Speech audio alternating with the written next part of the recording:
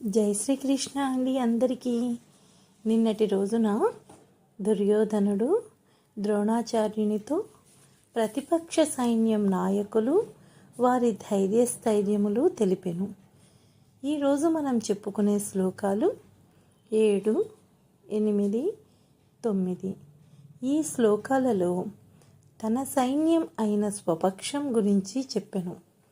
ఇలా చెప్పటానికి కారణం ద్రోణాచార్యునికి వారి గురించి తెలియక కాదు. ఇంతసేపు ప్రతిపక్షం గురించిన వివరాలు రెచ్చగొట్టి రోషభావన పెంచే విధంగా మాట్లాడాను. మరి ఒకవేళ అదే భావనలో ఉంటే తన సైన్యం మీద చిన్న చూపుతో ధైర్యం సన్నగిల్లకూడదు అని తన సైన్యం వివరములను చెప్పుచున్నాడు. ఒక్కసారి మనం శ్లోకాలు చెప్పుకుందాం.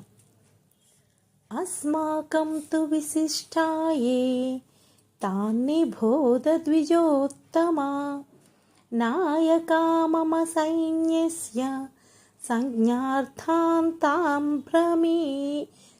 బ్రవీమి తే. భవాన్ భీష్మశ్చ కర్ణశ్చ కృపశ్చ సమితింజయః అశ్వత్థామా వికర్ణశ్చ సౌమదత్తిస్తథైవ చ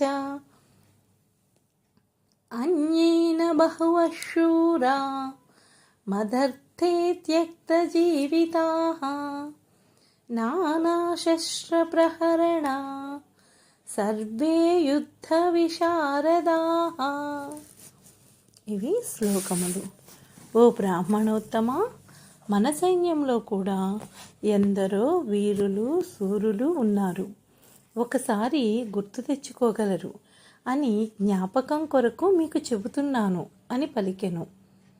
వారు మీరు, భీష్ముడు, కర్ణుడు, యుద్ధమందు జయశీలుడైనటువంటి కృపాచార్యుడు, అశ్వత్థామ, వికర్ణుడు, భూరిశ్రవుడు, ఇంకా నా కోసం ప్రాణం ధారపోయగల ఎందరో వీరులు శూరులు అందరూ యుద్ధ సన్నద్ధులై సమర్థంగా తమ వివిధ శస్త్ర అస్త్ర సంపదలతో ఉన్నారు. దుర్యోధనుడు తన సేనాధికారి భీష్ముడి పేరు ముందు చెప్పకుండా ద్రోణాచార్యుని పేరు ముందుగా పలకటం అనేదానికి 3 కారణాలు మనం ఆలోచించుకోవచ్చు.